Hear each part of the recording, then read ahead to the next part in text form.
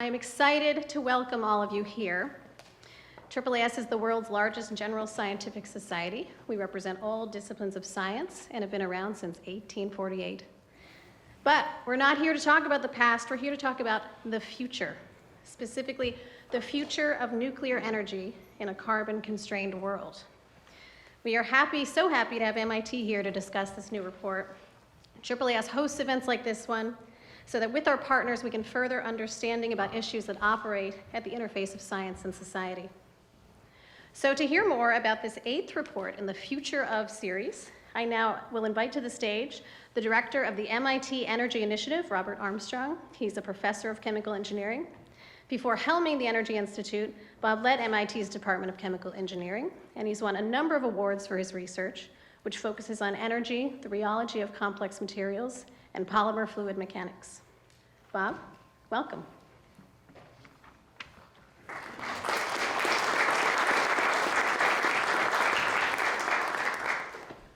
Thank you very much, Aaron, and welcome from MIT and from the MIT Energy Initiative.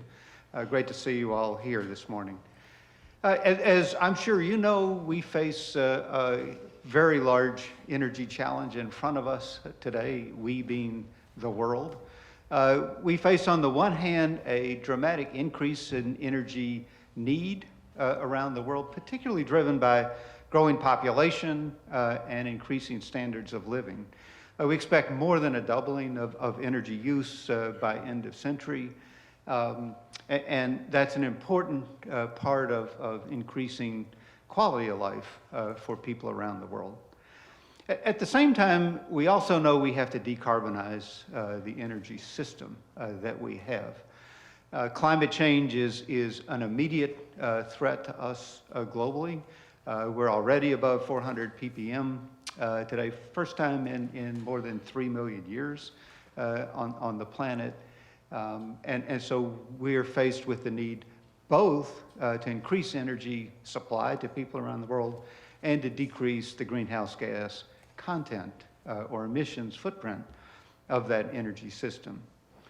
Among the many things that we do at the MIT Energy Initiative in research and education and outreach with about 35% of the faculty on campus, it is a set of future of studies, we call them, studies meant to bring together relevant faculty, research expertise on campus to examine what we think are options that would be available to us globally to meet this growing energy demand in a carbon-constrained world. Appropriately for this morning's session, we began this back in 2003 with a study on the future of nuclear power. We have done a number of reports since then, looking at, for example, future of coal plus CCS. We've looked at geothermal, we've looked at natural gas, we've looked at solar, and today we're back with a new study on nuclear, which you'll hear, of course, a great deal about in today's discussion. Before I turn this over to Jacopo Bongiorno, I wanted to mention that he will introduce a set of speakers. After each talk, there'll be a brief 5-minute period of questions on that subtopic. If you would, for that 5-minute Q&A session, if you have a question, go to one of the mics in the 2 aisles here to ask the question. Also, during the presentations, if you have questions for the moderated Q&A at the end, please write your questions on a card and pass those to the aisles, and those will be picked up, and we'll use those for the general Q&A session. So with that, I'd like to turn the session over to Jacopo Bongiorno.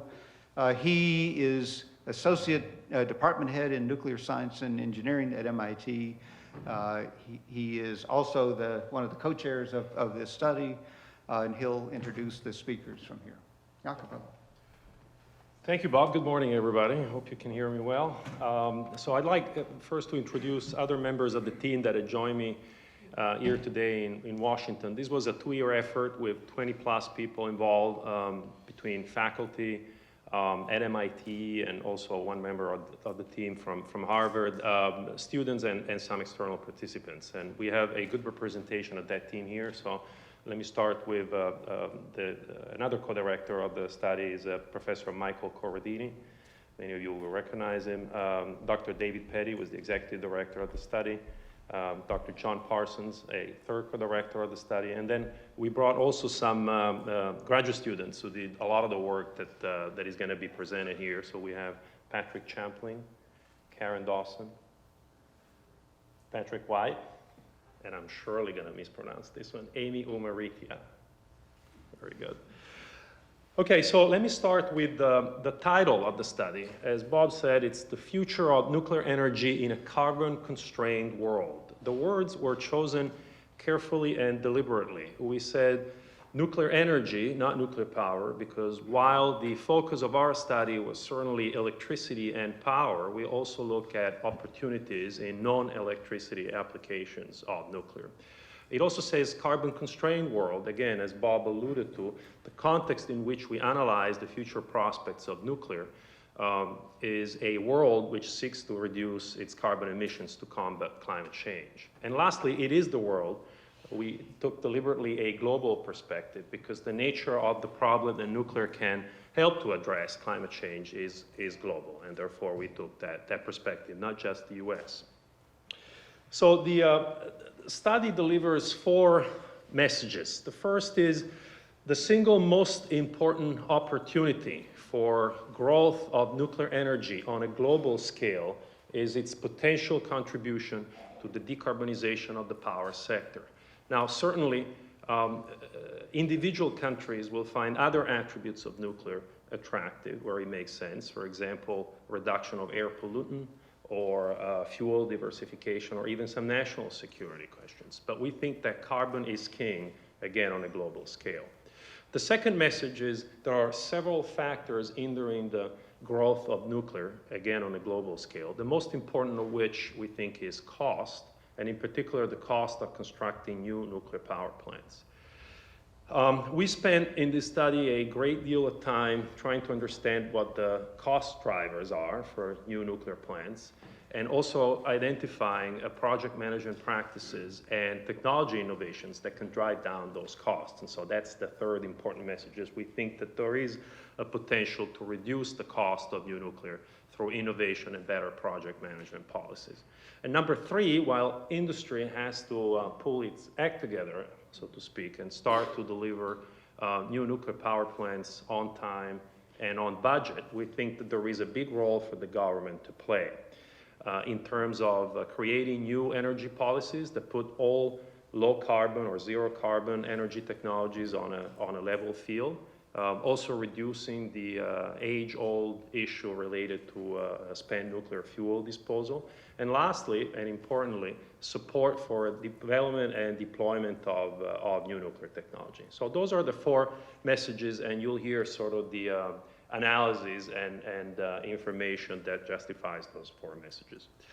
The report was released on September 3rd, and you can download it at the MIT Energy Initiative. There are also some hard copies available in the room or just outside, so please feel free to grab a copy. Since the report was released, we have presented its findings in Europe 3 weeks ago. We are here in DC today and tomorrow. There will be a presentation in Tokyo at the beginning of October, and we are now in discussions with folks in South Korea and China for additional presentations over there. So again, if you think about the global nature of climate change and the global nature of the nuclear enterprise, it is important that we engage in a dialogue with stakeholders everywhere, not just in the United States. In his introduction, Bob mentioned the earlier future of nuclear power study, which was conducted at MIT in 2003, at that time under the leadership of Professors John Deutsch and Ernie Moniz. And so when 2 years ago, we sat around the table and started to discuss, should we do a new study? The first question is, why should we do a new study? And if you look at the landscape, the energy landscape has changed so much in the past 15 years. And in particular for nuclear, has changed, and unfortunately mostly, but not exclusively, for the worse. We had the accident in Japan in the wake of Fukushima. Several countries have actually announced a phase out of their nuclear energy program. Germany primarily, but also Switzerland, Belgium, Taiwan, and South Korea. Now, we think that not all these countries will actually go through with their plans. For example, South Korea certainly has enjoyed a lot of benefits from their nuclear fleet. They draw over 30% of their electricity for nuclear. Recently, nuclear has become also a business opportunity for export. They're building, as you may know, a plant in the Emirates. And so they may end up actually staying with nuclear. But nonetheless, the aftermath of Fukushima has been pretty brutal on this industry. The single most important factor that has occurred, so to speak, between 2003 and now is, however, the competitive pressure from cheap natural gas. This is true in the United States, but if you look at natural gas prices also around the world, they've come down quite a bit. In addition to this, of course, we have also solar and wind costs that has decreased quite substantially since 15 years ago. There are also some political factors in the United States, but also abroad. Some plants are being shut down mostly for political decisions. But the single most painful category is what I refer to as self-inflicted wounds. This is true, once again, here in the United States as well as Western Europe. A series of projects, particularly capital-intensive projects for either component replacement or new construction, have gone disastrously wrong in terms of cost overruns and schedule delays. And so you can read the list here, but I won't. So before I go to that one, there are also some positive elements that have changed for nuclear over the past 15 years. There is certainly a heightened awareness of the importance of global warming, climate change, and a heightened awareness of the potential role that nuclear can play. There is interest in the private sector to develop the advanced reactor technologies, and the maturity of those technologies has obviously improved over the past decade and a half. And lastly, here in the United States, Congress seems determined to see the U.S. regain technology leadership in nuclear. So all of that goes, of course, in favor of nuclear. But if you weigh the pros and cons, we think that in Western Europe and in the United States, so in the West as a whole, the nuclear industry is frankly facing a little bit of an existential crisis. We realize that these are strong words, but we think that the starting point for any serious scholarly study has to be facing reality in the eyes, and this is unfortunately the situation, at least in the West, not so in Asia. So the key questions analyzed in the MIT study are shown here. We took the period from present to 2050. 2050 is an important date, not just because it's halfway through a century, but it's also the time window that we have to reduce carbon emissions, not just in the power sector, across the board, before the consequences of global warming become essentially irreversible. And so for this period, we ask ourselves the following questions. Do we need nuclear to decarbonize the power sector? What is the cost of new nuclear and how to reduce it?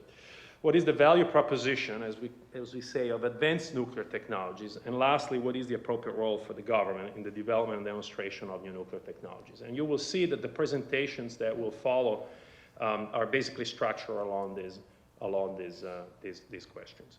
So with that, I'll pause, and we may have, I think, a couple of minutes for some questions, if there are any big picture on the study, before we launch into the individual sections.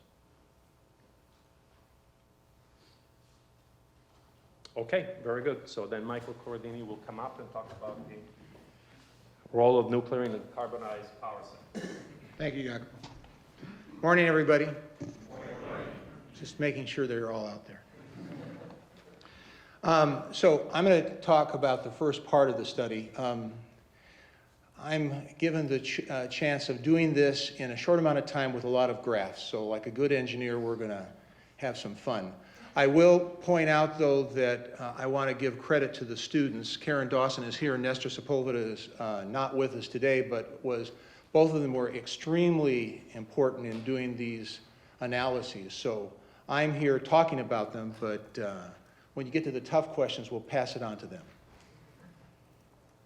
So the first thing is scalability. There were a couple of studies done internationally that we found that asked the question whether nuclear was scalable. That is, if we want to engage it and intensify installation of nuclear technology for nuclear power, is it doable?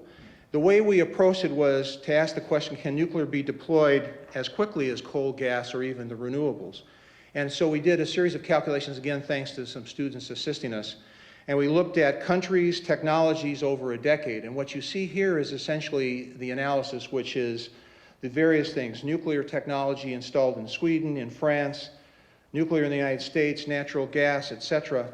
And what you notice is that nuclear, in terms of its ability to be installed on an average added kilowatt hour per capita per year basis, is equal to or greater than many of the other technologies in that decade that we looked at. So from a scalability standpoint, we confirmed that this is really doable. Other studies have indicated that if it is done in various countries and cultures, it would take a matter of a few decades to do, but it is doable within this time frame. The second thing we did in the study, and I don't have a slide for this, but I want to make sure, is we looked at the near term, that is up for the next decade or two, and then the far term. And as Jacopo noted, in the far term, that is 2050 and beyond, we looked at essentially the role of nuclear. And I want to do this by explaining this graph. So what we have here is essentially on the left in New England and on the right in a province in China. We looked at a number of areas of the world, 6 in particular, 2 in the United States, 2 in Europe, and 2 in China. And what we did is we simulated the energy demand in 2050 by a number of approaches. We took a simulation tool by the name of GenX, which was developed at MIT. We looked at the hourly electricity demand, the hourly weather patterns, capital costs of both the plant, the O&M, and fuel. For the costs, we used results from the National Renewable Energy Laboratory, which is called their Advanced Technology Basis document. For their estimates of costs in 2050, we tended to use a consistent set of costs based on their estimates rather than our estimates. We then also looked at backup and storage capabilities, ramp rates, costing of ramp rates. All this was put into the simulation model, and we looked at these 6 regions: Texas, ERCOT, New England, ISO, 2 provinces in China, I'll show you one example of that, and France and the UK. And what we found in all of these cases is an interesting result, which is that excluding nuclear energy tends to drive up the cost of electricity. On the bottom axis here, on the left for New England, on the right for China, are emissions. 500 grams of equivalent CO2 per kilowatt hour is essentially business as usual. If you look on the average throughout the world today, that's kind of the approximate release of CO2 into the environment based on electricity production. And then if you ask for emission targets, as I drive it down, and I'll go back to what Jacopo said, if we go to 2050, to meet the Paris Accord targets, we're talking in the range of 1 to 10 grams of CO2 equivalent per kilowatt hour. So we looked at various target amounts, and we looked at 3 possibilities, at least what I'll show you here. The report has a number of other possibilities and sensitivities. The red is essentially what is the cost of the system being all various forms of electricity production technologies, red being excluding nuclear, blue being, purple being nuclear with nominal cost, and I'll get back to the cost in a minute, and blue being with a reduction in the nuclear cost to what we call the low-cost option. So the first thing you notice is as I drive down the emission target, we find that without nuclear, cost escalates. And I'll come back to that as to the reasons in the next slide. And the same is true in China. What you find is actually more apparent in China simply because of the cost of nuclear. It's more competitive at higher emission targets. So red increasing as time goes on, or I should say as the emission targets decrease. The second thing you'll notice is that we have 2 different capital costs. One in the United States at $5,500 a kilowatt, which is the estimate by NREL, and the low-cost one, which Dave will come back and talk to you about, where we looked at a modest reduction in cost due to advanced technologies of about 25%, and you see a larger penetration of nuclear at a lower cost. Let me go on and show you Texas ERCOT as another example in the United States. The reason that you see this cost escalation without nuclear allowed in these analyses and simulations is that you find an enormous build-out of renewables with energy requirements as well as storage requirements for batteries. So you see here in the various categories, green being, for example, solar PV, blue being wind, yellow is nuclear, that as I push the emission targets down, I have to have a large buildup of renewables and battery storage to meet the demand at these low emission levels, because I cannot use traditional fossil fuel, even with CCS, to meet these low emission targets.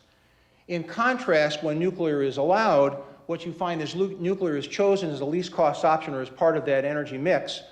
And then we have a constant installed capacity, and because the constant or approximately constant installed capacity, cost is reduced significantly. If we turn to a province in China, this is the combination of Tianjin, Beijing, and Tangshan. The results are even more dramatic. Again, at the top, without nuclear, a cost escalation caused by essentially an increase in the installed capacity to meet the demand without nuclear allowed. At the bottom, by contrast, and because the cost in China for building nuclear is lower, nuclear penetrates earlier into the market at the higher emission targets. And finally, capital cost matters. Here, this is an interesting analysis that was done by the students that I thought was quite illuminating. If I look at and the y-axis is called nuclear installed capacity percent of peak demand. If I look at the peak demand during the year, and I ask the question, what percentage of that peak demand is met by nuclear, you find that even though I might be installing a third of the installed capacity being nuclear, it's called on because it's dispatchable at a much higher demand. So for example, if I take a look at the purple bar in New England at 10 grams of CO2 equivalent per kilowatt hour, what I find is that I'm actually demanding 45% of the electricity being produced by nuclear because it's cost effective. It's dispatchable and it has a minimum or low carbon footprint. The second part of this that is the takeaway is that if I look at the blue bars and I'm able to decrease the cost of nuclear by a mere 25%, the penetration at modest decarbonizations is even higher. So you can see that at modest decarbonizations at 100, nuclear now becomes is part of the equation that is chosen, and it becomes cost efficient to use it. At this point, I'm going to stop and see if there's questions.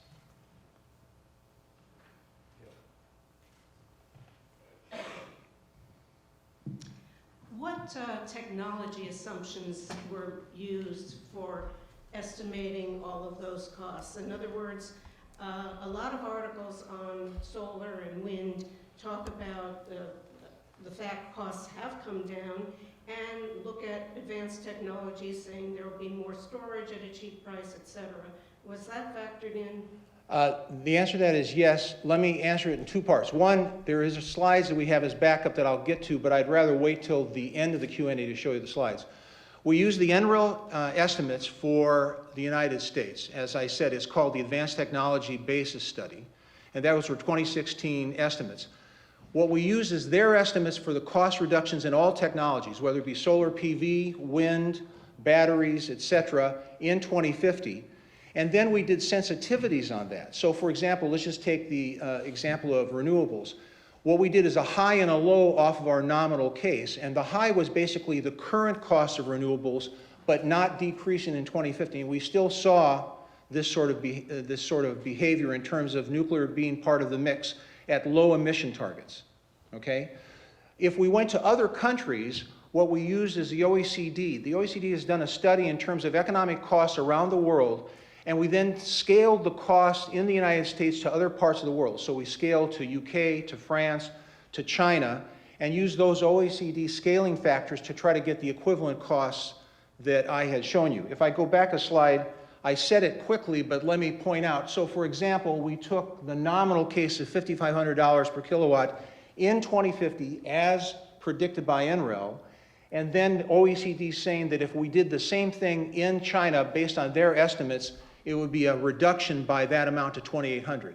It turns out, Dave will show you this in the next set, that our estimates of what the cost would be are approximately $5,500 a kilowatt hour. So we're consistent with our own estimates. But these were all NREL costs and OECD scalings around the world. Does that help you? Yes. Other questions?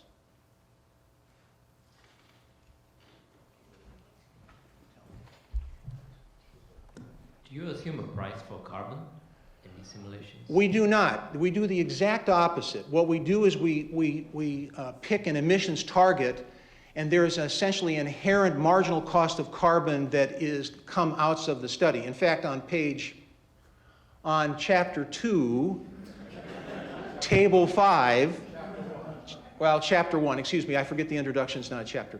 Chapter 1, table 5, we actually have the marginal cost of carbon that results from the emission target. So if you think about it, you can think of it as at 500, we're kind of business as usual. If I go down to 100 and I see what is the change in cost, I can then get a marginal cost of carbon with each of these incremental reductions, okay?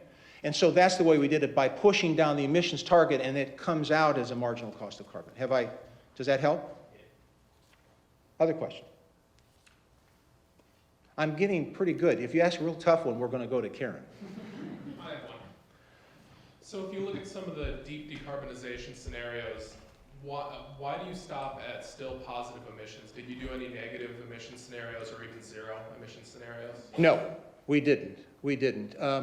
I know what you're speaking of. We felt this was, well, let me answer from a personal standpoint. This is not a team answer. This is a personal answer.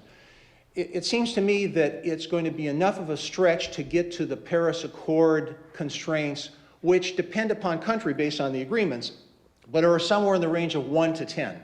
So we felt we wanted to anchor it to something that is historically out there that we can point to and estimate it off of that. And that's where we picked 2050, and that's why we picked those targets.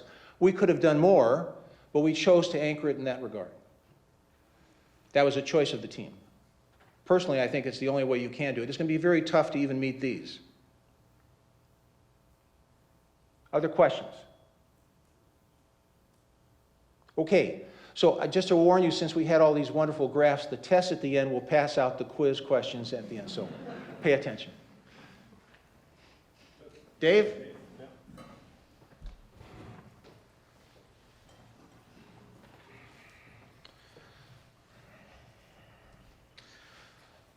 Okay, let's turn a little bit now to cost. This is a plot. In the left part of the plot, the green bars are historical costs, historical plants. The blue ones are new, recently completed, proposed or under construction. When you look at the y-axis, you see it's quite a large range. In the east, in Korea, in China, and the UAE, which is being built by the Koreans, the costs are, in the $3,000 to $4,000 per kilowatt hour, whereas in the West, the costs are north of $8,000 per kilowatt hour. The question is why? So we spent a lot of time digging into that. We interviewed both the failed projects and the successful projects, and our recommendation was that we needed an increased focus on using proven project and construction management practices to increase the probability of success in the execution and delivery of new nuclear plants. What was striking to us in the interviews was that when you talk to the projects that had trouble in the West, they were exactly mirror images of the successful projects in the UAE or in Asia. And so we had a number of sub-recommendations that what we need to do to get the costs in line. Many of them have to do with the design phase of the project, making sure that the design is complete, making sure that you have fabricators and constructors on your design team early so that you know that what you design can be built. This was not done for certain projects. Some of them have to do with the structure of how you set up your contracting structure and your team, making sure that everybody has skin in the game, making sure that the process can deal with and adapt quickly to change, because change is inevitable in something as complex as this. And if your system doesn't, it just drags out. And as construction schedules drag out, you're paying interest, and you've got a lot of people on the site that are not being productive. And finally, we said you really need to have a proven NSSS supply chain and workforce, that there have been problems. There's been an atrophy in the West because we haven't built a plant, whether it be in Europe or in the United States, in 30 years. And the successful vendors have really strong supply chains like South Korea. We then moved a little more deeply and broke down the cost into a number of bins shown here in the pie charts for AP1000, APR 1400, which is the Korean light water reactor that's being built, and the EPR, the European pressurized water reactor. And we find remarkable similarities when we ask them to bin their costs in these pieces of the pie. First, notice the NSSS, the nuclear island equipment in the dark blue. It is a small fraction of the total cost, somewhere between 12 and 22% of the total cost. As a nuclear engineer, this is interesting because what do we teach people in school? It's all about the reactor. Well, in fact, the cost is not driven by either the NSSS nor the turbine building, shown in red. It's everything else. The large piece of the pie is yard cooling and installation. This is the civil works, the buildings, the site prep, all of the things outside the reactor that house the reactor. And so this is where we think cost reduction needs to take place. It's the largest piece of the pie, and it's where you can get the best leverage. So we looked at a number of options to reduce cost.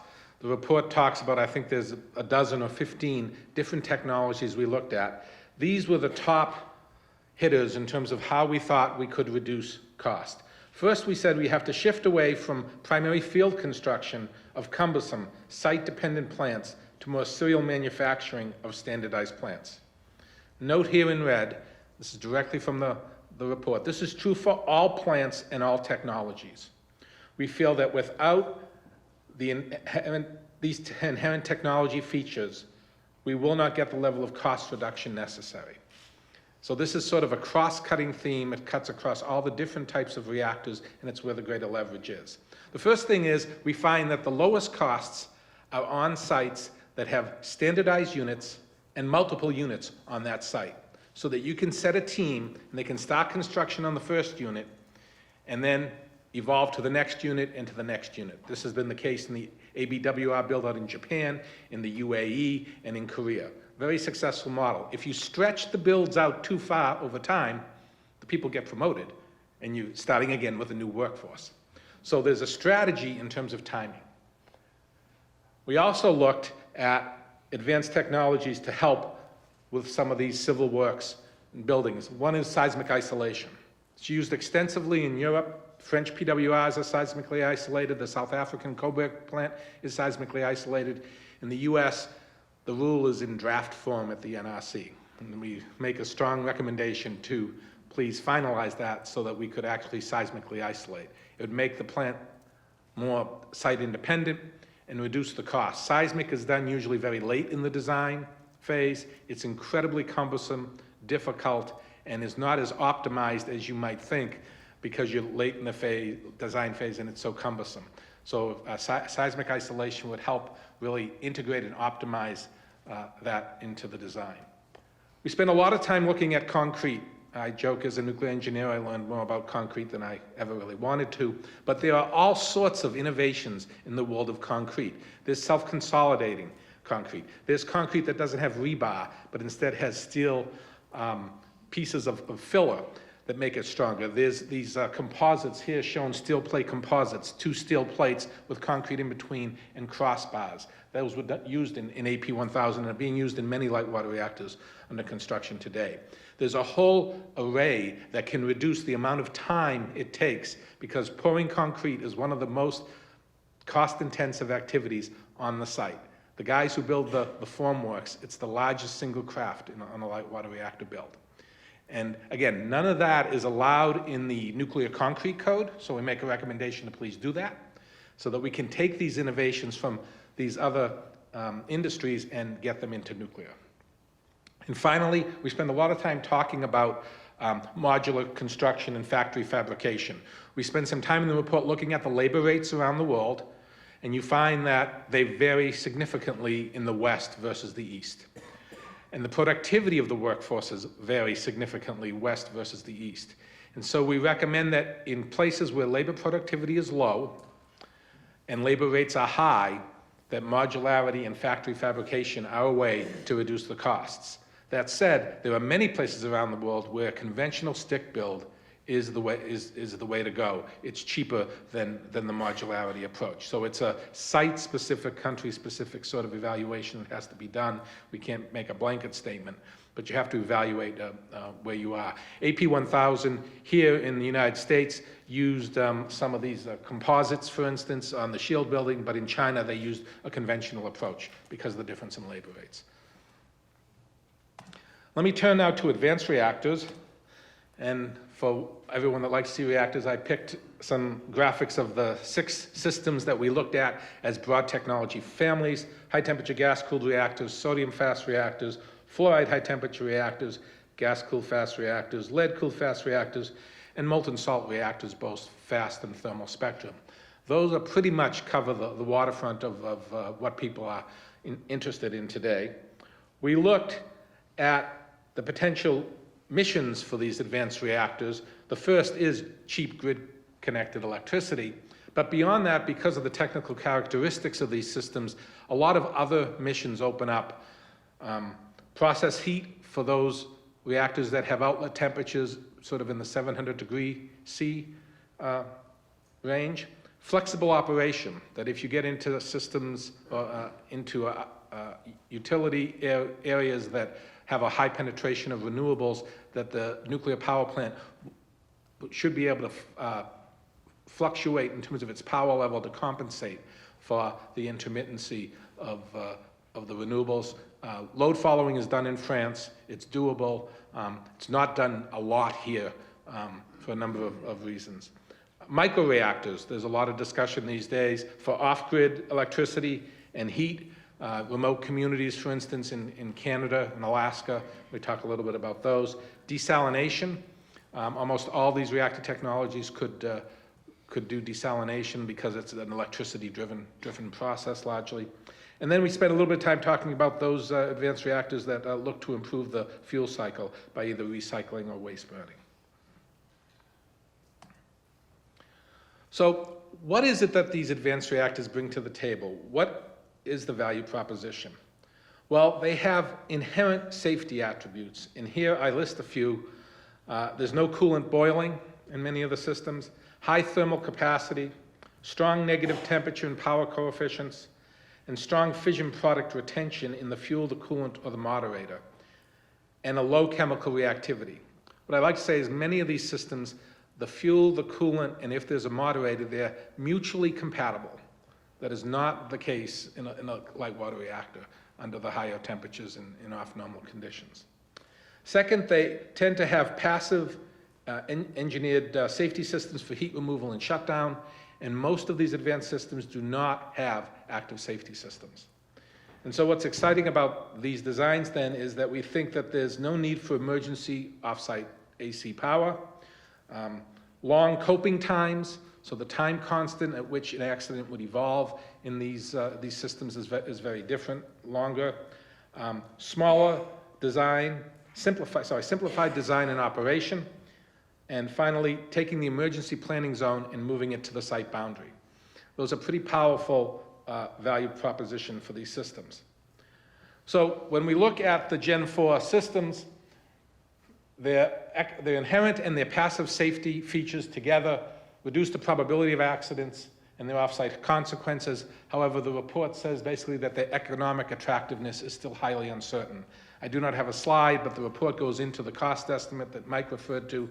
As best we can tell, they cost in the range of $5,000 to $5,500 per kilowatt, but that range is nothing compared to the uncertainty we believe in those estimates at this stage, because it's just too early in the design to be more confident. We went through in the report and spent some time looking at each of the technologies, what were the technical issues that needed to be resolved to mature the technologies, and we judged that light water reactor-based SMRs like NuScale and the mature Gen 4 concepts, the high temperature gas-cooled reactor and the sodium fast reactor, are ready for commercial deployment now. And we also then look at the lesser mature technologies and provide some recommendations on how to accelerate their deployment. And that's all in the report. But at this point, I'll stop and take some questions.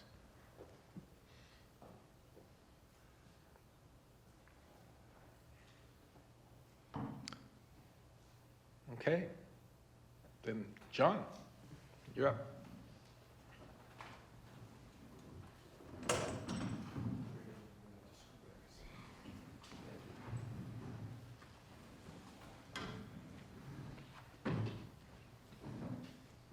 All right, well, it's a pleasure to be here with you all.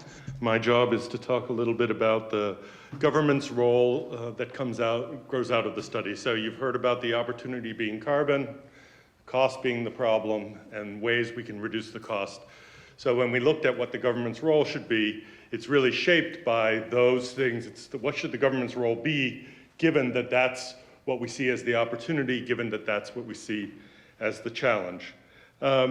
Mike focused on 2050, what would be the right mix of generation technologies in 2050. We also have to get somewhere between here and there. And so one of the issues has to do with the existing reactor fleet. As opposed to building all new reactors out in 2050, we are endowed with a set of reactors now. There are big problems, as we've identified, in costs of building new reactors, but we already have a set of existing reactors. And those reactors we demonstrate in the research are in fact the cheapest way to make initial steps in decreasing carbon. They're in place, and if we want to keep reducing carbon, we need to keep them in place. So we mentioned that they are the lowest cost form of constraining carbon emissions.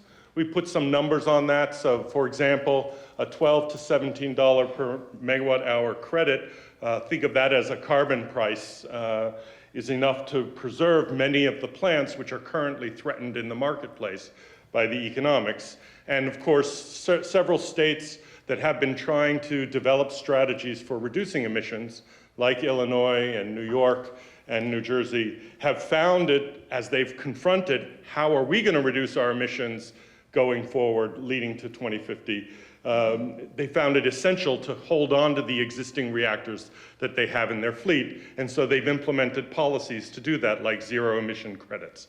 So that's important for the carbon objective, but it's also important for a long-term strategy for maintaining nuclear as an option, holding on to the workforce that you have, the technical expertise, and the entire infrastructure. I want to just take a moment with an audience like this to sort of explain this paradox that we have, that on the one hand, these nuclear reactors are not earning enough of a profit in the marketplace so that many of the owners of these reactors are saying, we need to close them down. And on the other hand, we're saying, wait a second, they are the cheapest way of reducing emissions. So that sort of is a little bit paradoxical, and I just want to explain that paradox, and this chart is meant to explain the paradox. It's a chart that describes the economic situation of a reactor. Let's say the numbers are roughly what would be true in the state of New York. So what we have here in red is the revenue that would be earned in the energy market, plus the capacity market for a reactor, roughly in the area of $35 a megawatt hour would be the revenue they would be earning. And the dashed line is the cost of operating that reactor. So we set it above $40 a megawatt hour. So that reactor is losing money and would choose to shut down. It's competing against a fossil plant, which we have right next to it. Let's say a natural gas combined cycle unit, for example, gets the exact same revenue, so those two bars are the same. The state of New York is a part of the RGGI system, so there is a small price for carbon in the state of New York. So that fossil plant, the purple angular lines there, is the reduction in the revenue, sort of the net revenue, after paying for your carbon emissions from the fossil plant. But that fossil plant has much lower costs, and so it is profitable, right? And when we look at the third bar there, the blue bar, that's the social cost of carbon translated into a $1 per megawatt hour calculation for the state of New York, as they did when they set their zero emission credits. So there's something in the neighborhood of little more than $20 a megawatt hour that ought to be charged for carbon if we were pricing it appropriately. So that's a much bigger differential than what is being charged for that fossil plant. And that's a differential that would easily, if paid, keep that nuclear plant profitable. And so that's what we mean when we say the opportunity is carbon, and you can see that in the marketplace right now. If we paid for the low carbon electricity, the value of it being low carbon, these plants would stay open. But currently we're not paying that value. And that's also what we mean when we say that's the real source of the problem for the existing fleet. That $23 cost of carbon, dollar per megawatt hour, is a very significant amount. So looking at the existing fleet, but also looking forward, that brings us to our first way of thinking about what should the government be doing to address the problems that have been identified. So I'd say the first thing we need to do is improve the markets in which in which nuclear power plants are selling their product, in particular the electricity market. So there are just several different ways of saying the same thing. Decarbonization policy should create a level playing field that allows all low carbon generation technologies to compete on their merits. Right now, that's exactly what these efforts in the states to create zero emission credits are trying to do. Previously, the states had renewable energy policies that focused on wind, solar, some biomass, and other technologies, and adding in zero emission credits is recognizing that nuclear also is a low carbon technology. So and we need to ensure technology neutrality in our capacity markets as well.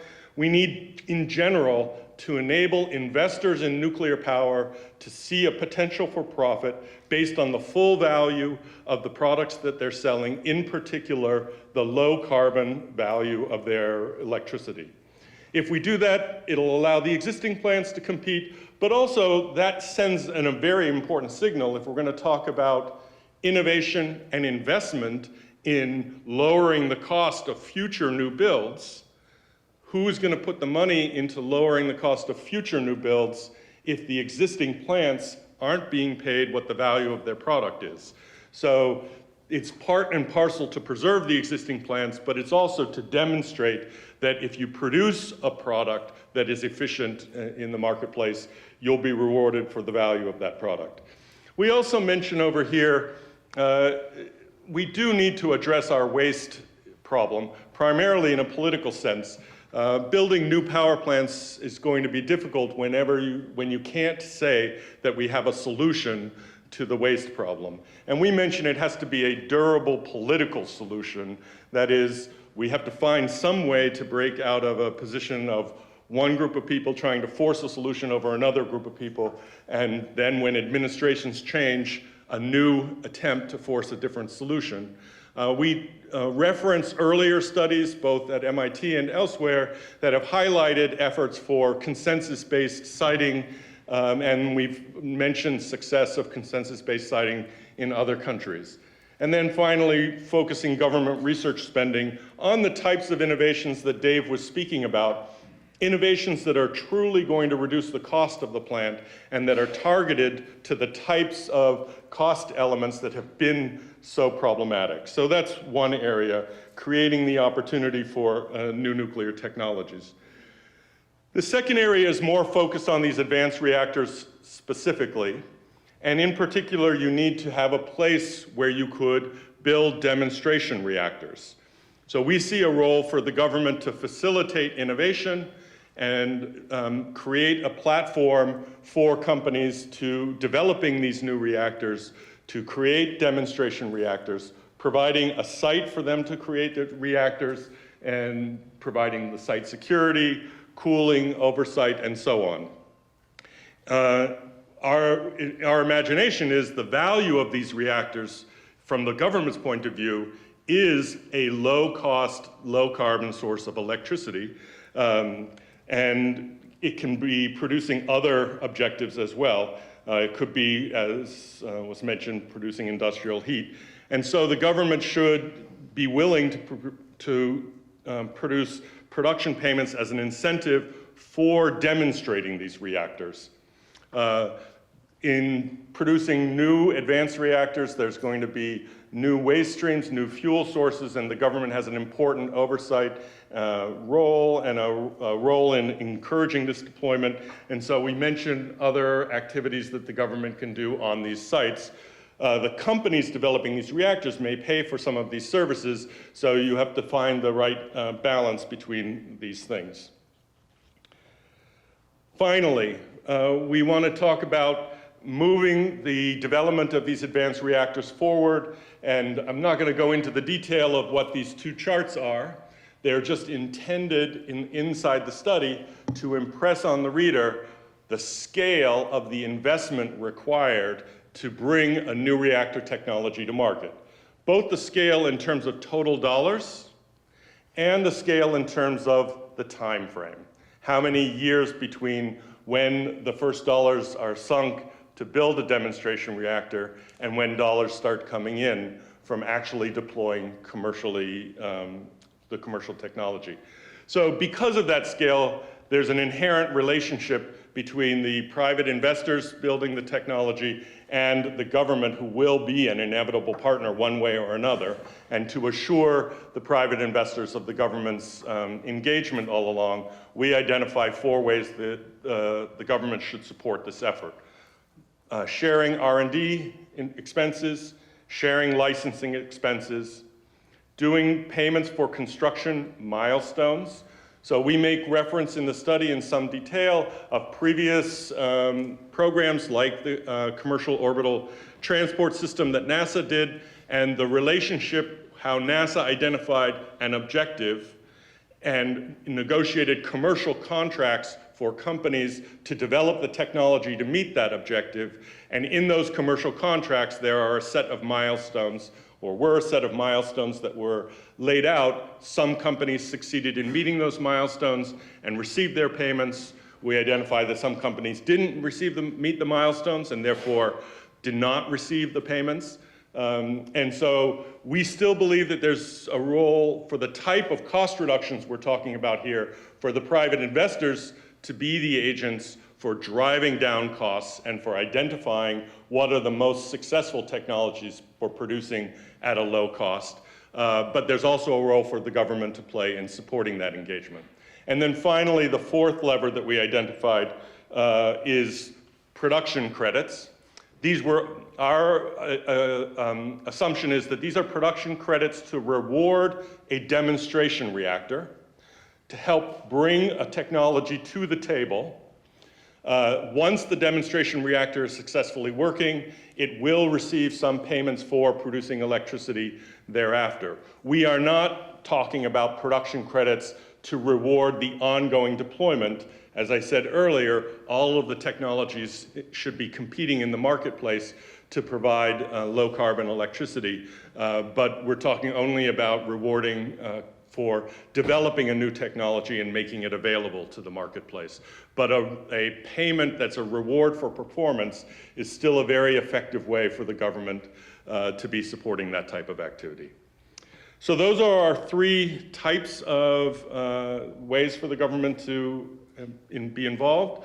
I just want to highlight once again the 4 messages that Jacobo did at the beginning. The opportunity is carbon. The problem is cost. There are ways to reduce it, and government help is needed. And then I want to highlight the whole team, not just the members who are up here. As Jacopo said at the beginning, there are 20-some people who are working on this over 2 years. It was an amazing effort by a large number of people. And as well, I wanted to highlight our sponsors who made the study possible in the first place, for which we're very grateful. So with that, I'll stop, and I can take questions on this segment, or we can then transition back into the larger.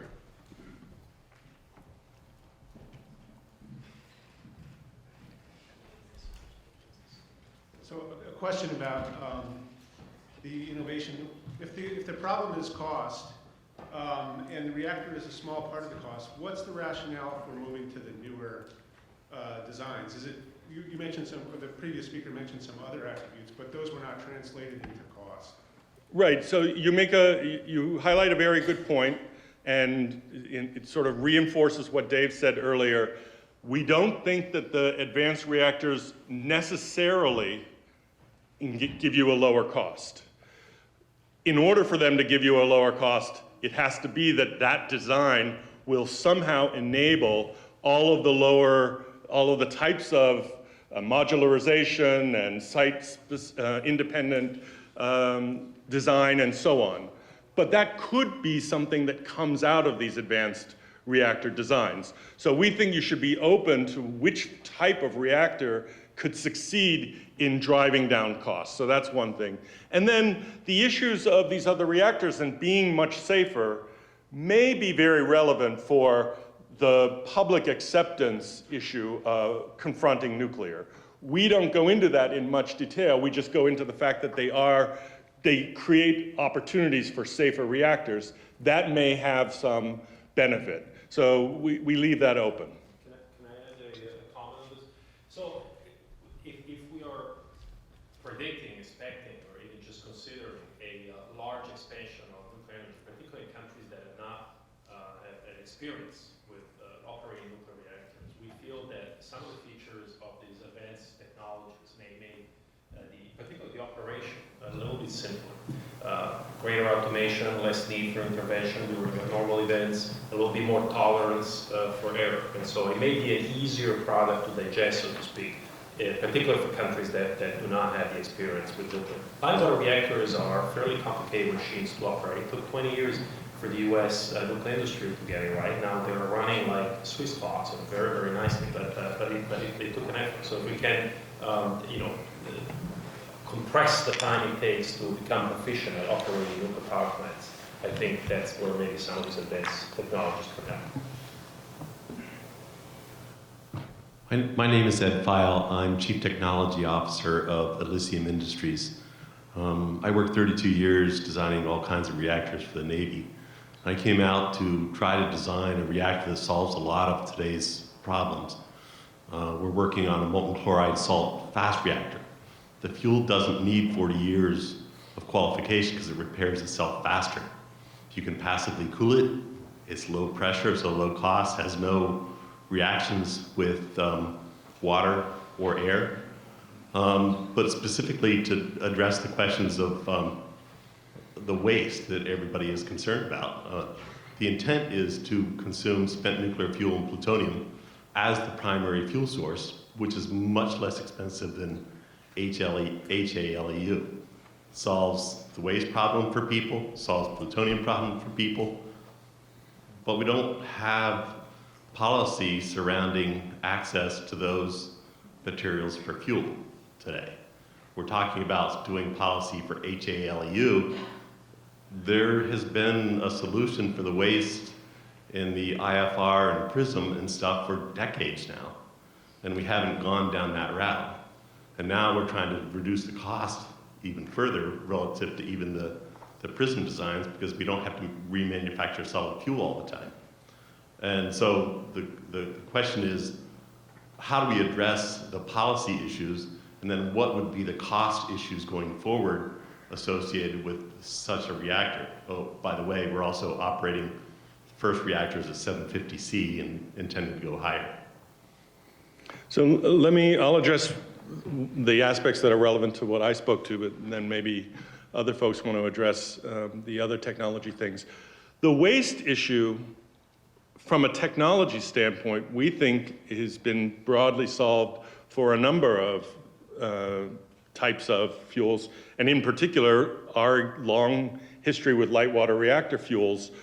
We know a variety of technology options, but we have not had success with a political solution, and that's what we have to move forward to. So we don't have anything new to say about it. MIT has a previous study on that, and there are other studies and commissions that have had things to say about that, which we endorse. We just highlight that it will be important economically to make political headway on that, and we point to the recommendations that making that political headway can be done by various avenues, in particular consent-based siting. Let me say that we do emphasize waste is a very teeny component of the economic cost of the reactors. So if we're saying cost is a problem, we are not saying waste is the source of that problem. It's the rest of the reactor. And any new reactor design that is advertising we will have less waste, that may be good, but it will have nothing to do with reducing cost in any significant way. You won't be tackling the big gorilla in the room. So we want to focus the attention on the real sources of major cost, that is the construction components at the site. And there may be other reasons for choosing a different waste form for a variety of political objectives and social objectives, but it won't tackle costs. So we're trying to focus on the waste problem from, first of all, other people have addressed the technological issues associated with waste and have made political recommendations which we endorse. Those are important economically just from the standpoint of acceptance of the new builds and of the technology, but they are not relevant to driving down the major cost problem.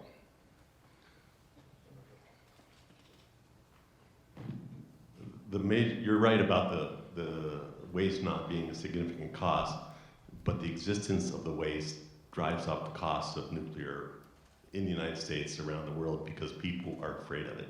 And that is the cost factor. Mm-hmm. Sure. Morning, Andrew Patterson with Verdigris Capital.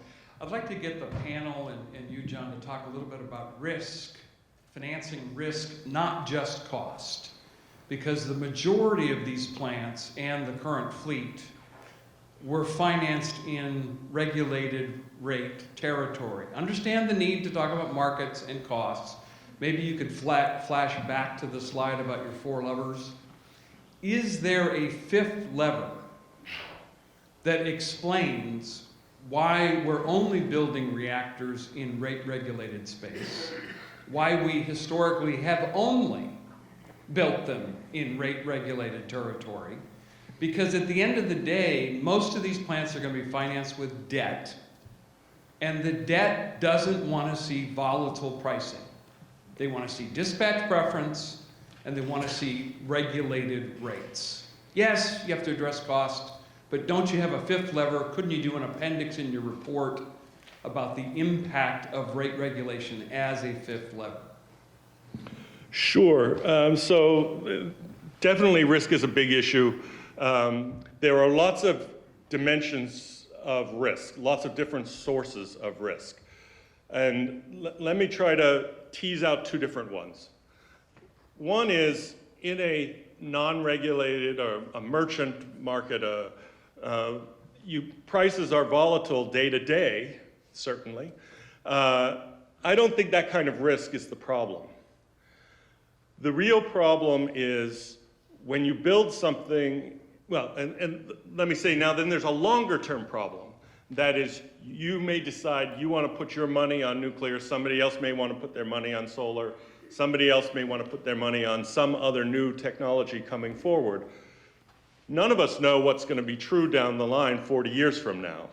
So each of us is taking a bet on which avenue is going to be dominant 40 years from now. But that's a risk which many companies in all sorts of businesses do have to take, and is not something that's a problem. I mean, it's a problem, but it's a normal problem. The risk that's a real problem is you sink your capital based on the way the market is structured now, based on the politics now, and then once you sink your capital, society decides the next day, or 10 years from now, that you're not going to be allowed to get a return. We have governments that are closing down plants that are in existence because they don't want the nuclear at all. It doesn't really matter whether you're running a market that's what we call these wholesale electricity markets, or you're a rate-regulated market or some such thing. If society is saying, we don't want it, they're going to find a way to shut it down no matter what. You talk about rate-regulated markets being the only place we have new builds. I want to emphasize, I don't think you're going to have many new new builds in rate-regulated markets if we don't tackle that cost problem. But so we did focus on the kind of risk that I was identifying, that is, the government does need to be a partner. We talked to a lot of investors to talk about these new reactors, and each of them is worried about making a big investment today to build a new reactor where it's going to have to be true that 30 years from now, the government will still believe that it's okay for them to sell electricity from that reactor. And that's why in identifying these kinds of levers, we're trying to say these are the ways the government can be a partner in the development of these new reactors that will demonstrate to investors that that risk is lower. So we are claiming that this is the type of arrangement, and we emphasize construction milestone payments are a commercial arrangement. You would sign a contract at the beginning of that. So that's something that a company can bank on, so to speak. The production credits, similarly, if the company can succeed in building the thing and can succeed in producing the electricity. So the payments are contingent on performance, but the payments have a backing that can be banked on. So maybe there are others who want to say something about the risk. I'll also say that there are a lot of technologies and just construction methodology overall that are important in reducing costs, of course, but really have a big focus on reducing risk. So like SMRs, for example, small modular reactors, have a big focus on reducing risk to kind of spread out the investment. Construction methodologies such as, for example, modular construction focus initially on reducing costs, but if it's not implemented well, it can, of course, increase risk. So a good methodology is rather than at first implementing, going in with 200 modules right off the bat, you start off with 20, maybe increase to 50, and then 100, build up. Less risky approaches like that have, with that technology in particular, been successful with ABWR builds in Japan, as opposed to the AP1000s in the US went straight in. And so we saw how that had issues.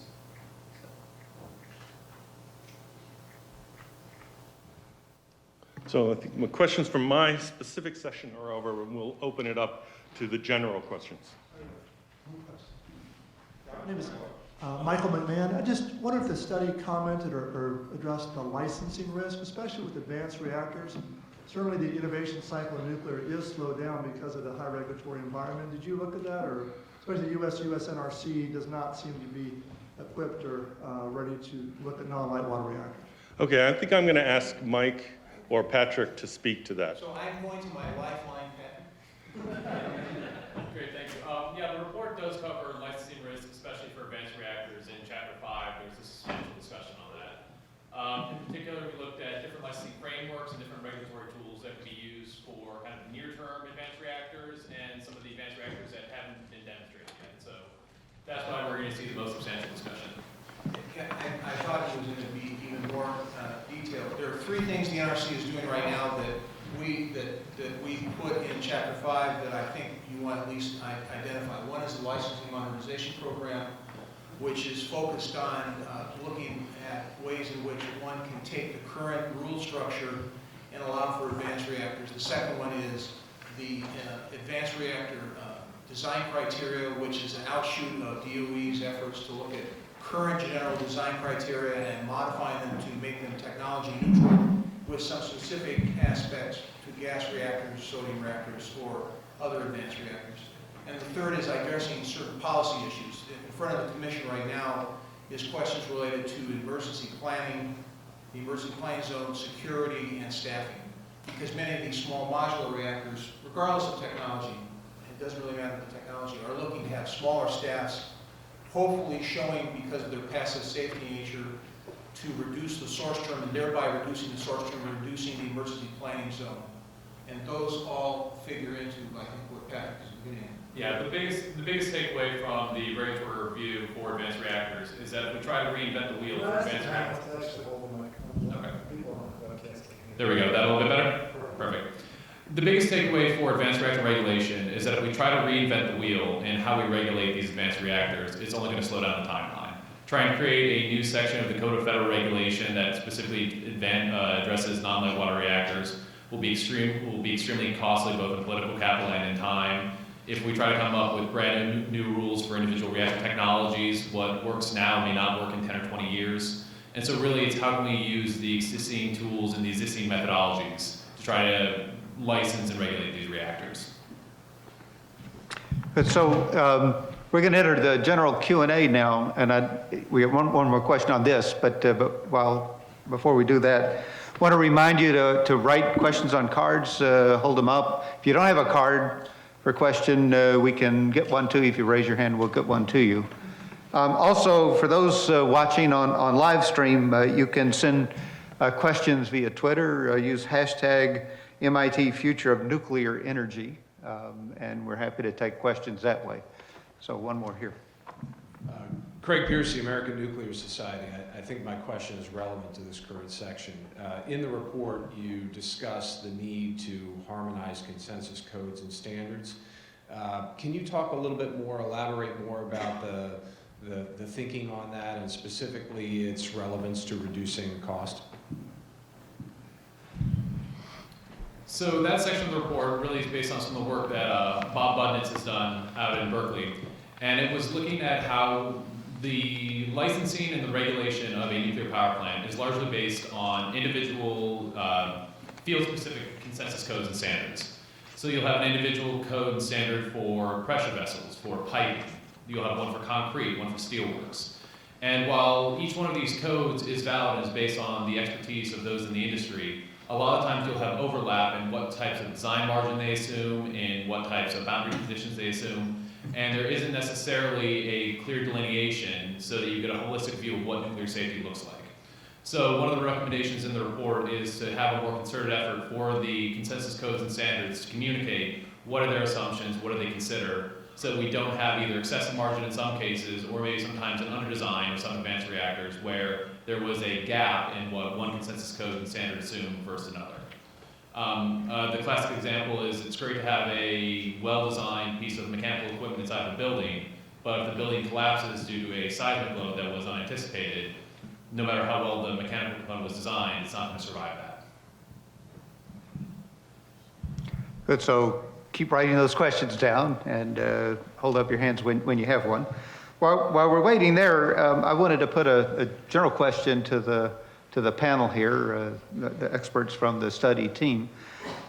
Just to ask, I mean, we have on the slide here the main takeaway messages. As you went into this study a couple of years ago, and now you come out with the final report, what surprised you as you went through the study? So what's the biggest surprise buried under those items that you didn't expect when you went in? Jakob. So Bob, maybe I'll start. So for me, there were a couple of surprise moments for sure. They've been touched upon in the presentations. The qualitative trend that excluding nuclear increases the average cost of electricity in deeply decarbonized scenarios was certainly understood qualitatively, but seeing it quantitatively and see the robustness of that finding with respect to all the sensitivity analysis that we did, that certainly was a surprise. The other thing that Dave already mentioned, as a nuclear engineer, I used to think you can design a better reactor that will automatically, because of its features, lower pressure, different coolant, and so on, reduce cost. And it was very enlightening to really look at the breakdown of the cost of construction, the capital cost of nuclear, realizing that the nuclear island and the power, the power conversion plant are only 20-25%. Those are two, I'm sure they'll have others. Let's maybe hear from someone who hasn't spoken. And some of the graduate students. Now you need to come up with a surprise. Well, I guess I echo all of what Jacopo said. What really surprised me was when you look at the sensitivity studies in the report, the scenarios that are least sensitive to cost are the ones when you look at the scenarios with a lot of nuclear in it. And I think that speaks to, as you go to a deep decarbonization level, you have a lot of uncertainty in the renewables and storage costs, and you see it dramatically because there's just so much installed storage and renewables. Since you have the mic, do you want to say a few more words about those sensitivity analyses? Exactly what did you do?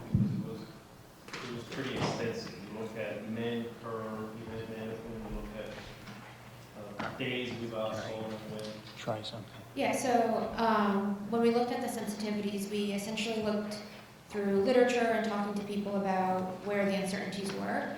And of course, one of the uncertainties is in cost. So we did a high, nominal, and then low cost for all of the different technologies. And it is behind me on the screen. So if I just go down the list, we also looked at natural gas prices. We did a high and low for that. We looked at carbon capture efficiency. We found that we assumed a 90% capture rate, but we found that when we talked to people that they were really interested in seeing how our results would change if, say, the capture rate was higher. So we did it also a 99% efficiency rate.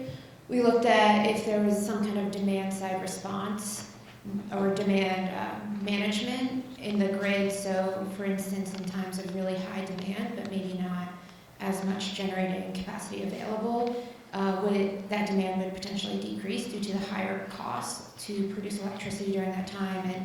And we found that there wasn't really much of an impact of this demand side management on cost. And then finally, we looked at extreme weather. So we assumed a weather year for both solar and wind, and we looked at what if this was a particularly bad weather year, meaning we looked at if there was a week in July where demand is high and it was maybe a cloudy week and no wind, so we reduced the availability of wind and solar during the week by 10%, and we saw how the grid would be changed by that.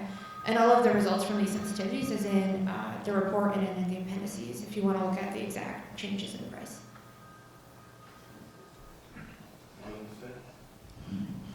I guess the biggest surprise for me, I came into this without really much experience at all in the nuclear field. So your standard public person, I got perspective. And it was shocking to me how, not necessarily biased, but how much we haven't really focused on agnostic technologies in government policies. So the fact that renewable portfolio standards are focused on renewable energy as opposed to clean energies was a big shock for me, especially considering the emphasis that climate change is taking on in debates in the public sector right now, and why our policies aren't reflecting that. So that was pretty interesting for me. Here's a question from someone in the audience about whether or not the study addressed the effects on cost of lack of experience and the learning curve. I mean, what's the cost to us of not having done a lot of nuclear in recent years?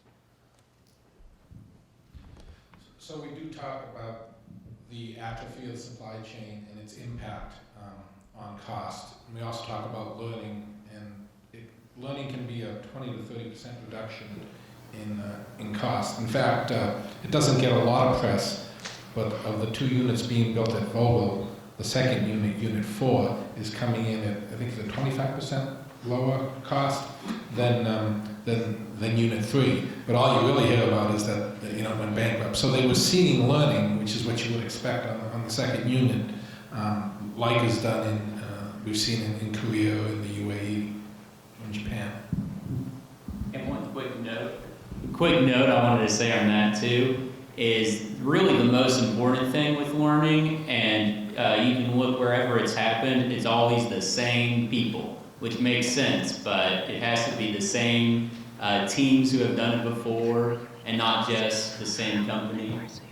And so second units, as he was saying, will typically see the best results. So here's a question for the students. Why study nuclear science and not something sexier like battery storage or smart grids, or next generation solar? And second part of the question is, what will you do with your degree in nuclear science and engineering? Can we object to the definition of sex? No? Okay.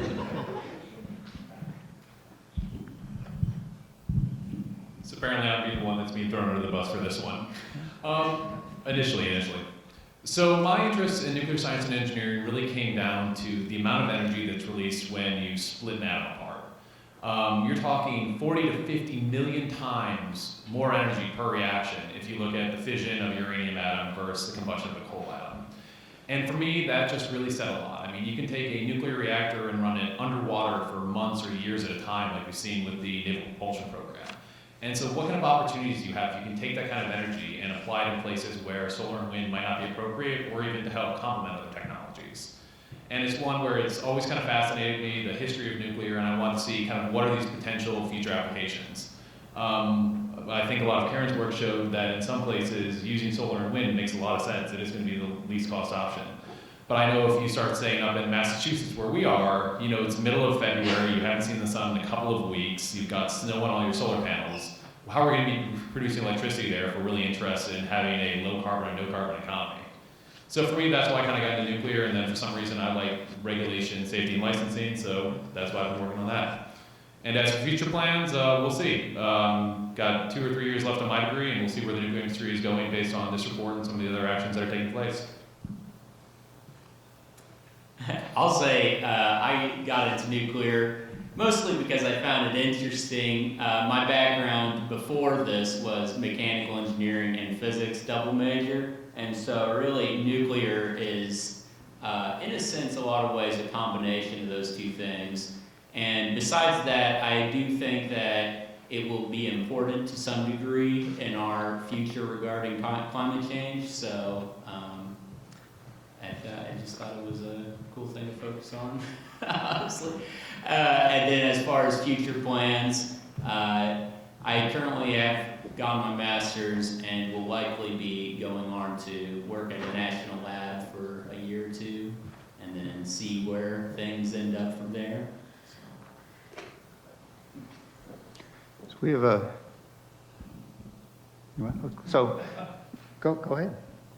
Okay, so why I got into nuclear, I did not study nuclear in my undergraduate, and I was just really kind of amazed that there was this technology that was, you know, viable on the grid already, and it had 0 carbon emissions, and nobody really seemed to be talking about that as a solution, at least when I was an undergrad, and I just wanted to learn more about it, learn, you know, what of the controversies surrounding nuclear was true, what wasn't true, what was public perception. And after a couple years here, I got really interested in, you know, I believed in nuclear being a strong, you know, part of the future energy system. And then I got interested in why, you know, maybe what are the obstacles to it. And that's what brought me to this study. And yeah. Thank you. So we have a number of questions about China. Maybe no surprise there. And let me just give a number of these questions, and then you can tackle them in what order you want. One has to do with asking what's the primary driver for sustainably lower cost in China for their nuclear development as compared to projects in the U.S. Second aspect is how is China approaching advanced nuclear different than the United States? Are there more companies that are developing reactors or doing projects? Is the energy environment there more or less receptive? What do you see as the shift of the nuclear industry from the west to the east associated with China's efforts in those regards? Thoughts? Sure. So on the cost perspective, we looked at labor rates and productivity, and it's clear that in China as well as in Korea, the labor rates are lower and they're more productive on their sites. The productivity, anecdotally, has to do with culture in part, but also I think the West is plagued by a stop and start problem where you're on the site and there's a change, and that has to ripple through to get approved, to change something on the ground. You have to wait until it gets approved. So they're sitting around a lot waiting for the bureaucracy and the paperwork and the project to churn. But there's also a couple studies that have looked at productivity across sectors and regions and conclude that productivity is higher in Asia than it is in the West. And in particular, there's, in the report we cite, construction productivity in the United States has actually barely moved. It's actually gone down since the 1950s. Whereas if you look at construction productivity in our manufacturing sector, because of automation, it's doubled, I think, it's eight times. There's a figure from McKinsey. And so you look at these comparisons and it's there. Second, I do think there is a major move in China. I like to think of China as where the United States was back in the 50s and 60s. They're trying every reactor technology, figuring out which ones they like and they don't like, and deciding where they're going to go. It's a new technology to them. They clearly want to, improve the quality of life of their people, and they see nuclear as an important component, I think. Dave, I want to go back to the first part of your answer. We did, in the report, quantify the difference in capital costs associated with the differences in labor rates as well as productivity between China and the United States. And we quantify it with a number that is about $1,000, maybe a little bit less, per kilowatt. So that explains part, but not the full delta that we're seeing in the delivery of these new plants. And I think the other thing that has been alluded to, but it's important to repeat now, is that China, like Korea, they've been building plants continuously for the past 30 years. So the atrophy that we're seeing in the nuclear industry in the West is certainly not there in China. And we think that that's a big that's a big part of their success. I'll just add two little things. One is, it's just on the side of this question. We make an emphasis in the report, it was alluded to it earlier, that this is in a global context, but in particular, the market for electricity is going to be growing dramatically, but much of that growth is overwhelmingly going to be in non-OECD countries. So if we're going to be talking about a future nuclear industry from a US perspective, it's going to have to find a way to be, to some extent, an export industry or a part of a global value chain. And we also emphasize that there's now competition as a vendor from many different countries. So you're really talking about a different landscape. No matter what would happen, you're going to see many more reactors being built in other countries. That's just going to be a fact of the scale of economic development globally. So that's one thing. But the second thing I would just say, it's said in the report, you do have to be cautious about some of the numbers you see coming out from various places. It's very easy to quote a number. It's very hard for us to validate some of the numbers. So I just need to throw that in there when we're making some of these cost comparisons. We're very careful to do that in the report. But you still need to carry forward with the conversation, but you shouldn't lose sight of how little we really know about the true costs in many countries. If I could, I think John made the last point that's very important, but I go back. We had interviews with Japanese firms, and I think the one thing that Jacopo said that we keep on saying is, and I'll put it in the simplest terms, practice makes perfect. When the Japanese went through their BWR construction, they continually standardized the design. They built the same thing again and again and again. The crews were similar again and again and again. They moved from site to site. If you now look and turn it, and we won't talk about China because we've already discussed it, but we turn to Korea and KEPCO and what they're doing. Again, the same practice, standardization, same technology. It's essentially a combustion engineering technology that they licensed and built from in the APR 1400, and that's now what's being done in their country in Shinkorri 4 and 5, and now it's being done in Baraka 1, 2, 3, and 4. And they're also planning from an export standpoint, as John has pointed out, in looking at Saudi Arabia and other countries. So it's that sort of environment we see. So here's a question that goes at the pie chart. We saw a little bit earlier about how the costs are broken down.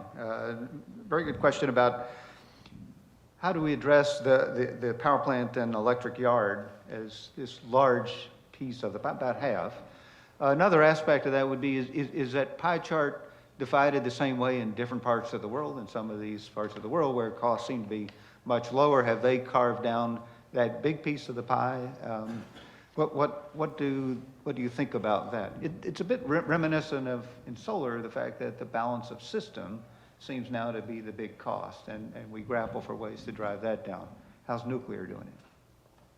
So if I understand the question, those percentages are based on, you know, the overnight costs of those three systems. Where AP 1000 is let's call it what it should cost without all this escalation. It was I think it was $6,000 a kilowatt. And the EPR, and the Koreans, we did not ask them for their absolute data. We asked them to please bin and put them into percentages. So they were they didn't know why we were asking what we were asking. But that's how we did it. There's no interest in any of those pie charts because that would really distort things in distorting construction. It's purely just the overnight cost. And so they're remarkably similar. And I think you're right, it's like solar. The everything else is really important, and we just think it hasn't gotten the attention that it deserves. But maybe a little bit more to your specific point about, so the absolute value is clearly lower in those countries, and so if they have a similar breakdown, it means that each component is also smaller. And I think the answer is yes. The installation and management of the construction side we already talked about, but also a mature supply chain is probably capable of delivering components at a little bit lower cost. The engineering is a little bit lower because they tend to be more standardized and don't have to start over. Owner's cost, particularly interested in construction, of course, is lower because they're able to deliver on time. So across the board, probably they've executed better than in the West. Yeah. So here's a home question regarding Massachusetts and New England a little bit more broadly. What do Senators Markey, home state, think about this, and Senator Sanders, a nearby state in New England? Other reactions from Congress or from Europe? I'm not from Massachusetts. Okay. So I'm allowed to answer this one. I would venture to say, or from New England, I venture to say that I welcome the fact that those two senators are not from Wisconsin. And I would also point out, though, that I think they ask some very pointed questions that we have to be able to answer in terms of cost, in terms of safety. So although I might not agree with their conclusions, I think the questions they ask of us have to be addressed as clearly as we can. But I don't think I'll miss any more. I'll pass it to a Massachusetts. I guess short answer, we did not brief yet those two senators. Good answer. Well, we're here today and tomorrow. We'll have a bunch of meetings on the Hill tomorrow, so other members of Congress will hear the message. But you also asked about Europe. As I mentioned in my introductory remarks, 3 weeks ago we basically presented the study in Europe. We were in London, Paris, and Brussels. A diversity of stakeholders, industry, academics, government, policymakers, press, and so on. And it was interesting to see a little bit of the different flavor in the different capitals. As you may know, the UK is committed to nuclear. They think it's an important piece of their energy mix, particularly for the potential to reduce carbon emissions. So with them, the conversation was very much centered on, okay, now that we know we want it, how are we going to bring the cost down? And the other side of the spectrum was in Brussels, right? We were basically hosted there. The EU, that was all about policy. Do we really need nuclear to decarbonize? Can we do everything with solar and wind? So there's clearly a spectrum of considerations and concerns out there. But the study has been well received so far. We had a lot of good engagement. I'd like to say something as a Massachusetts resident. I think we're really grappling, we're watching people grapple with the really hard problem of, there's a big difference between making the first step of reducing carbon emissions and finding a path that really gets you to these goals, which we all proudly proclaim. And it's a hard political task to go through. I know I wrestle with this in lots of ways, but talking to my friends. You know, I'm very frustrated that Vermont Yankee closed, emissions went up in New England right after Vermont Yankee closed. We're about to close Pilgrim. Now, Entergy has been a terrible manager of Pilgrim. The public relations are a disaster because they've had a lot of safety issues and bad PR in mentioning it, and they manage the PR at Vermont even worse. But that's a resource we ought to be saving. We are not going to meet our 2020 target. Our governor has proposed bringing in hydro from Quebec, but we have now refused to build the transmission line to allow that. It's a really hard task, but I don't want to just joke about one or another person. It's a really burdensome task to figure out how to go. And I think, you know, Amy talked about her reaction to how people think about these things. That's something we have to grapple with. And I just want to emphasize on this study, I think we really tried to grapple with it because new nuclear plants are god-awful expensive in the United States and Western Europe. And even though somebody like me might be very open to nuclear, I'm an economist. I don't know how I can advertise it to somebody if I'm not going to stare, as Jaakko said at the beginning, the reality in the face and say, we've got to get that cost down. So I think one of the things we're doing in this study is really trying to inject some serious realism about where the real opportunities are for carbon, that the cost has to come down. The industry has to focus on the real issue. Like I said, waste, maybe that you can do some interesting things with new waste, but that's not going to solve the cost problem. And we have to bring the cost down if we want it to be an alternative for people to look to. So, you know, being realistic and seeing the problem where it is. We've had a lot of debates in our team and also with the larger industry about why isn't nuclear getting compensated in the market? And there are a lot of people that want nuclear to be saved and advertise a lot of benefits from the marketplace. We can't find almost any validation for almost any of those benefits that we could advertise as things except carbon. And that's why I put that chart up there to show you the size of the carbon benefit. So it's a real hard task to make the conversation be realistic, but in particular, to drive to deep decarbonization targets, it's a really tough thing for the broad mass of people in the state to address. How are we going to get those deep decarbonization targets? I'll just say one last little thing. We just had this disaster in Massachusetts with the gas explosions. Right. And we're going to try to now replace that so that we can get those people some heat for the winter. It's a hard problem. But I do think about the fact that if you take the amount of gas we use for home heating and for city services, you know, the classic gas service, that's more, that will bust our carbon targets in 2050. So somehow between now and 2050, we have to get out of using the amount of gas we currently use from home heating. Nobody's talking about that at all. We're just going to fix theirs, and maybe we'll transfer a few of them to electricity, but nobody's connecting up, oh, what are we going to do long term? So it's a real difficult conversation to have. So your comments about Pilgrim and the challenges with replacing that with other zero carbon sources is a good segue into the next question, which is to get to the deep decarbonization. We had a chart about this earlier, to say 1 to 10 grams of CO2 per kilowatt hour of electricity generation.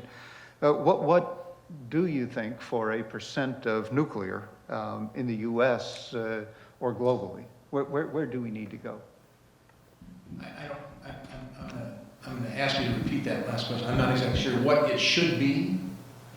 What do you think it, well, what do you think it may be? So to that's get a there. prognostication that I get nervous about predicting. Let me go back to what we did in the study, and my lifeline is sitting next to me here to help me out. We looked at the 6 areas, 6 regions of the world. We did the simulation to try to ask the question in a green field, what would be the right mix to minimize cost?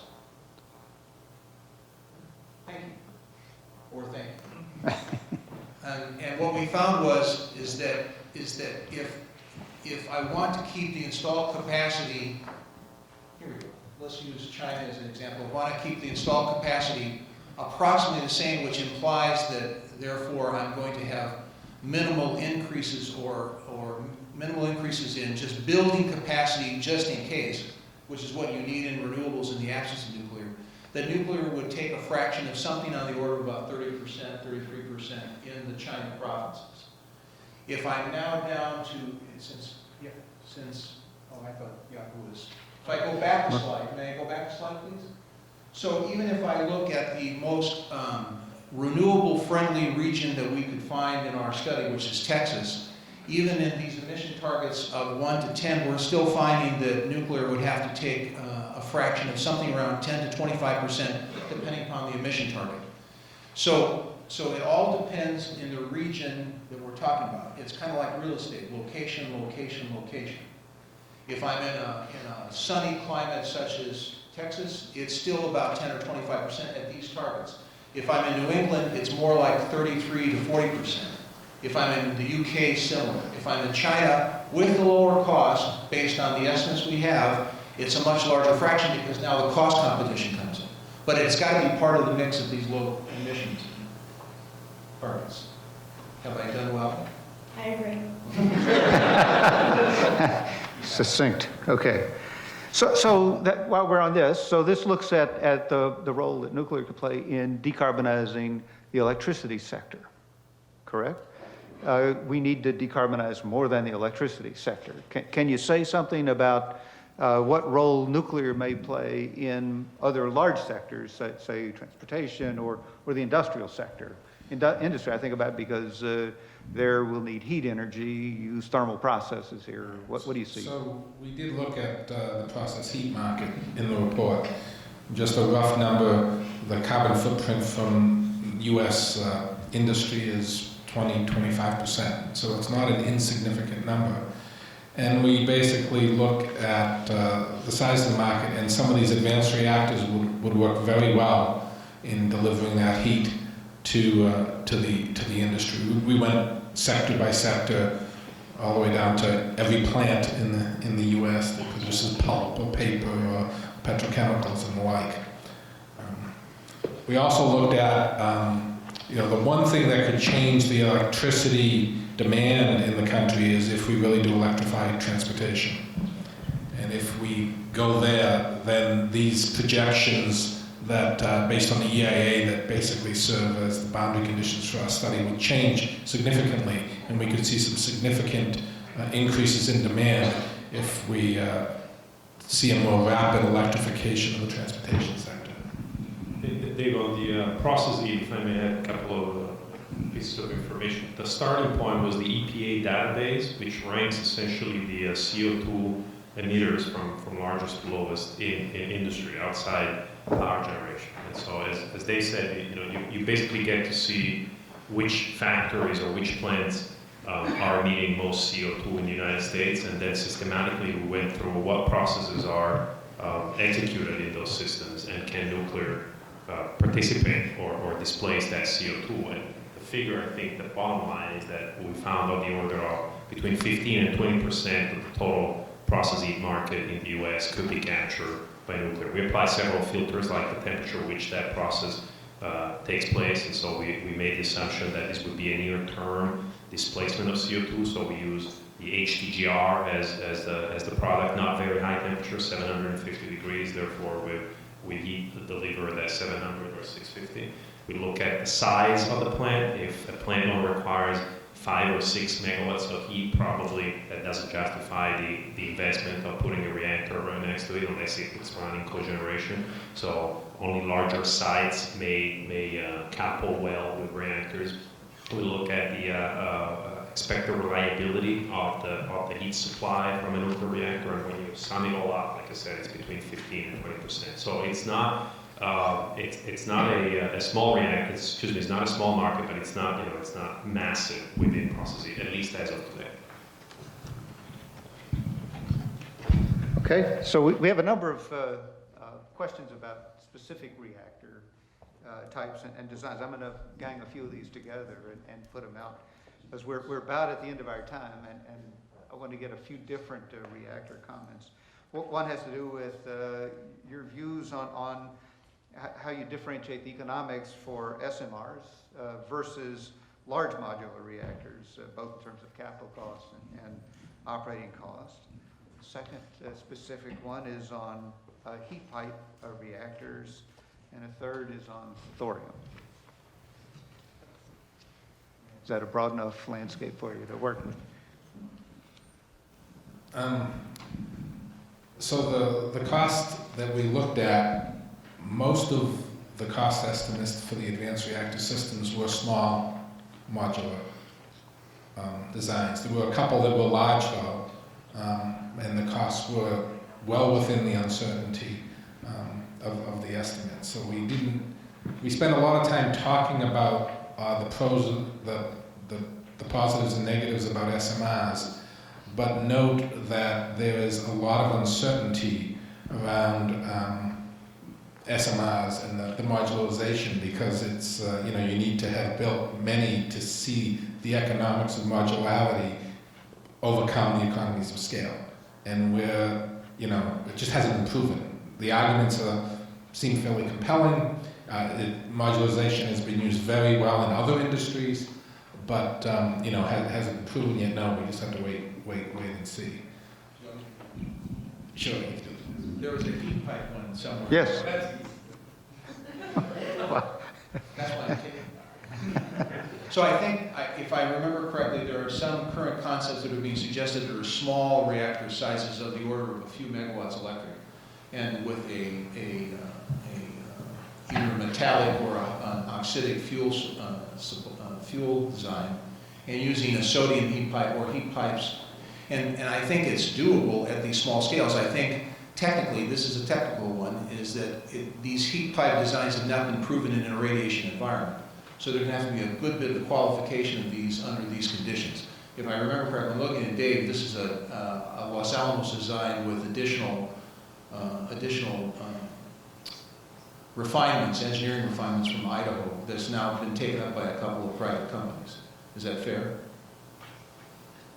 Sort of, kind of. They're all in that same family, but we don't specifically address heat pipe reactors in the report. We address micro reactors in a broad sense. Not the heat pipe. What was the last question? Oh, Thorium. Yeah. Okay, I'll take thorium. This is a personal opinion. This is not a team opinion. There's a certain infrastructure in the United States for uranium-235, the isotope we use to fission. Thorium on the web talks about how great it is, but there are some practical issues with thorium, a uranium-233 thorium cycle, that I think have inhibited its use in the United States. In particular, certain isotopes get bred in when you use that cycle that have a very hard gamma, and so fuel production could be very difficult because of radiation protection of the workers. If you're talking a solid fuel system, even if you're talking a liquid fuel system, depending on what you do, it can be difficult. But I think it's just the inertia, that exists in the system for uranium-235. Now, if you're a new country and you don't have nuclear and you have a lot of thorium, I think the answer might be different over there. But it's really, I think it's a difficult problem to supplant the current infrastructure that's really focused on the uranium fuel cycle at this point. Good. So we're at the end of our allotted time, and I wanted to take this opportunity to thank, first of all, the team, the nuclear study team, for a very interesting presentation, very thought-provoking piece of work. I'd like to thank you, the audience, both here in the room and live streaming, for a set of very interesting comments and questions. And I'd like to invite you, at least those of you here, to the outer area for some refreshments and a chance to mingle with the panel and have further discussion. Thank you all.